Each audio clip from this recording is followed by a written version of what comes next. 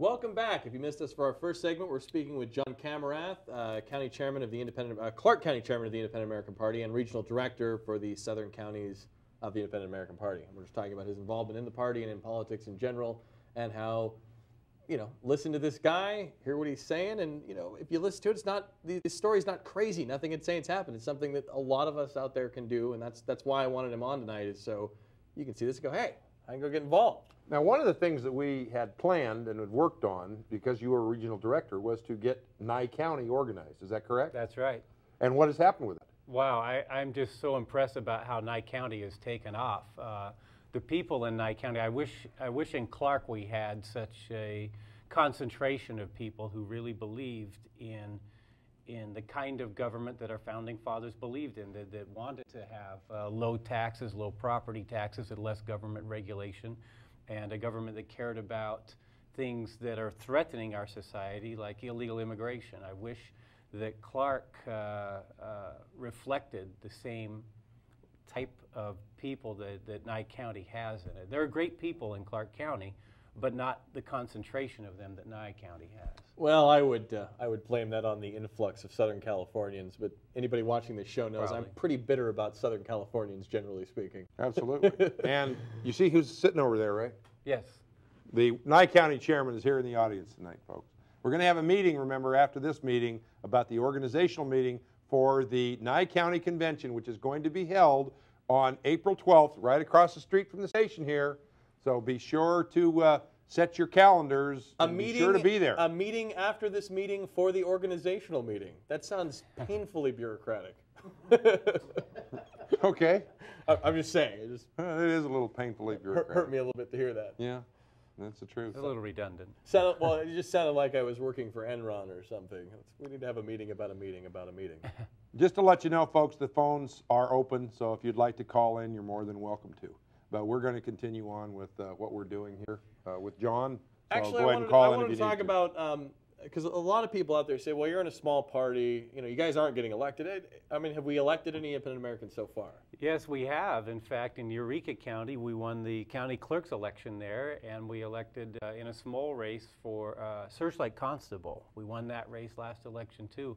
The Searchlight Constable was a two-way race. Yeah. And that was between a Republican and an independent American. I believe so. And the one for the county clerk, that was in a three-way race, right? That was a three-way race, yes. And so she was able to win in the Republican. Independent American, that's right. Yeah, three-way race in that one. Jackie Berg. Jackie Berg won that race. And I think it's interesting, when you're talking about the county clerk, at least in the small counties, they're in charge of certifying the vote there, aren't they? I think so, yeah. So that makes a big difference. One huge position. And registering votes and making sure that's a big. But I wanted to say, not just election. We have elected a few people. What other ways? Because you brought up Garn Mabey earlier. What other ways has the party managed to affect the outcome of elections? Well, that's a very interesting question you asked, Josh. The Independent American Party helped elect Garn Mabey back in 2002. Because he was so much better than the Democrat that was in there, or the Republican that was in there? He actually was. There was a Republican named Merle Berman before Garn Mabey. And she was on what side of the spectrum? Socialist, free enterprise? Very socialist. Very socialist. And Garn, like I have said repeatedly, is a pretty good man. Definitely superior. And he came to the Independent American Party and said, hey, I would like to run for Assembly District 2. And the problem is there's no Democrat has filed yet, and doesn't look like there's going to be one, which means that we will go straight to the general. And I want to have a primary election in which I'll have a better chance of beating an incumbent. So he asked the IAP to field a candidate, and the Independent American Party had put up a guy by the name of Brian Barnes, who ran and forced a primary between Garn and the incumbent, which Garn won. This is something we've done a couple times in the Independent American Party. When Sandra Tiffany was running, they ran a. This was for Assembly 21, which is the Green Valley area in Henderson. Sandra Tiffany, we've worked with her quite a few times, and I can't. Although she's a Republican, and I apologize. And on some issues, she's not that great. I agree with her, but she was, regardless of what I agree with her on her issues, she was active in a case that involved us. She was extremely good at answering letters and getting involved when I, as a constituent, contacted her. So I had a lot of respect. She ran. There was a point where She disagreed with you. She actually gave you a the reason. Republicans wanted to get rid of her in the area, and what they did is they put up what I would say was a fairly leftist Republican. She didn't want to raise taxes. And the Democrats weren't going to field anybody intentionally because they made it. The Republicans and the Democrats had basically made a deal together, say we want this other guy in. And if it went to a general, she probably would have lost because the Republican vote would have split, and most of the Democrats who had paid any attention to local politics would have obviously, okay, there's two Republicans. Which one am I going to vote for? This and the teachers union was backing the other guy. And the teachers union was backing the other guy to the tune of what, $70,000 Federal Reserve notes. So they put all that money in to defeat her. This guy right over here forced the primary. Of course, in the primary, you have the stronger what you would consider classic Republican values, and as a result, Sandra Tiffany was able to hold the seat. Right. Which worked out. Not only did we keep who was a good assemblyman in office, but there's nothing that spells lovin' like costing the teachers union money. Yeah, cost us $100 to cost the teachers union 70 grand. The 100 Federal Reserve notes. All right, we're going to go to the phones now. So, hi, you're on American Sovereign. Hey there, guys. Hi. Well, you sound like that old cocaine commercial they used to do. I need to do more cocaine so I can make more money, so I can buy more cocaine. Kind of where the tax thing is and that little meeting thing you kind of going there with.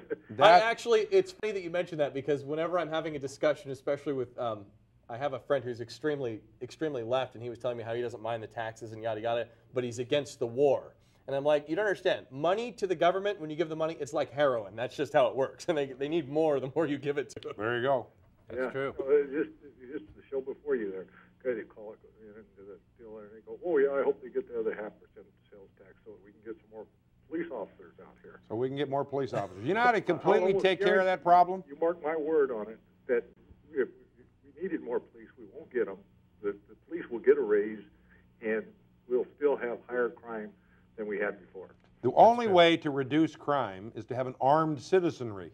The founding fathers understood it. We don't need more police. We don't need more people with guns. We need more people that can protect themselves. I'm sorry, of the police coming and taking their guns away from them, or right here in Nye County. Do you have a higher education? Do you have an upper level degree? I'm sorry. Hey, Advanced degree. Do you have an advanced degree? Well, yeah, and stupidity. Oh, no. Oh, okay, all right. Well, then you can call in because we're not going to allow those other. You know, I love those the ads that they have for like Brinkus Home Security and all these other ones, and they show some guy crashing through the window, but then he doesn't come in because a lousy alarm goes off. Yeah, he knows it's going to be 30 A guy that actually knows what he was doing that would be a criminal would break through, run in, grab the woman, and when Brinkus calls on the phone, she'd said, oh no, it's just a false alarm. And then that would be the end of it. Whereas, if the lady on the inside had a gun, she could shoot the guy. I think what a lot of people don't understand though when you're talking about the gun issue is if your average criminal knew that there's 2 in 3 chance you're going to go into a house with someone with a gun, I think the most important thing about an armed populace is not the use of force to stop crime, but the fact that the teeth exist to prevent crime before it occurs. That's the most important aspect. I always love the old joke when you're talking about guns about Rastus and Astus. And Rastus gets mad at Astus and he says, if you keep cheating at cards, I'm going to go home and get my gun and shoot you. And Rastus pulls out his knife and says, you mean you ain't got it with you? Yeah. Okay, so there you go. I mean, you can cut a guy up. You got a knife, so the one that's armed is the one that's armed. That's right. They used to call the Colt 45, the old Western Colt 45, the great equalizer. Because the guy that weighed 300 pounds and was 7 feet tall, you know what? It didn't matter if you were 5'2" and weighed 100 pounds. Boom! The old Colt 45 dropped the guy. And